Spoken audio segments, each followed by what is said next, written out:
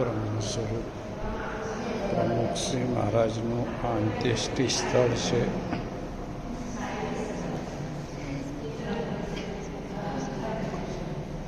અહીંયા પ્રમુખ સ્વામી મહારાજના અગ્નિ સંસ્કાર કરવામાં આવેલા અને એમનું આ નીચે અસ્થિ કળશ રાખવામાં આવેલો છે.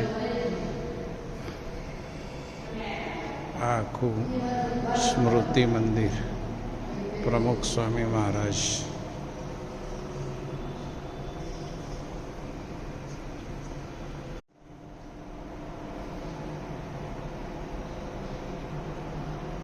પ્રમુખ સ્વામી સ્મૃતિ મંદિર ના આજે દર્શન કરવા આવ્યા.